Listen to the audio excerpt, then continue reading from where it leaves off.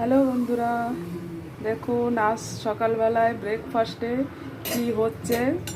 তো আজকে একটু অন্যরকম মেনু। দেখুন এটা ভাত, কিন্তু এটা কি চালের ভাত বলুন তো? এটা হচ্ছে ছোট চাল, যেটাকে বলে খুদ। খুদের ভাত হচ্ছে। তো এর সঙ্গে আজকে কি কি হবে দেখুন। এদিকে আমার ভাতটা হচ্ছে, তার সঙ্গে আমি রেডি করে রেখেছি। দেখুন এখানে রেখেছি পাট শাক। পাট শাকটা আমি গ্রামের বাড়ি থেকে নিয়ে এসেছি। এটাকে আমি বেশ সুন্দর করে ছোট ছোট করে কুচিয়ে রেখেছি। আবার দেখুন তার সঙ্গে আরও কি আছে, আলু ভাজা।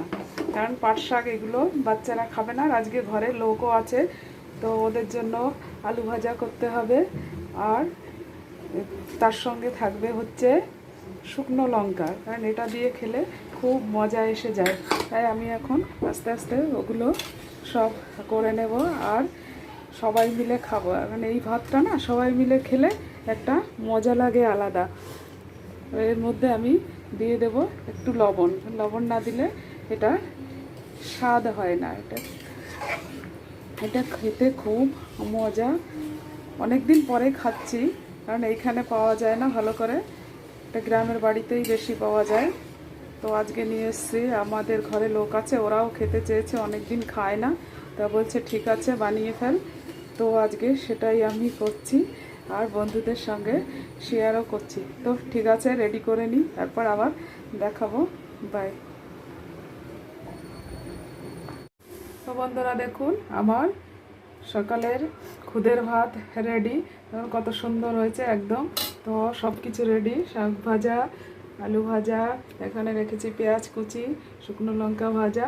তো সব কিছু দিয়ে এবার এখন খেতে হবে। এটা খুব মজার জিনিস। তো যদি কোনো বন্ধুরা খেতে চায় অবশ্যই কমেন্টে জানাবে, ঠিক আছে?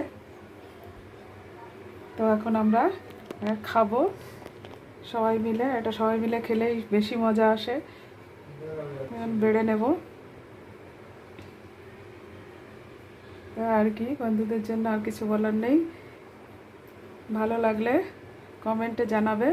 আর আমার একটা নতুন চ্যানেল খুলেছি, সেটা হচ্ছে ইউটিউবে গীতা ডেইলি ব্লগ। ওখানেই এটা পোস্ট হবে। Bye, thank you.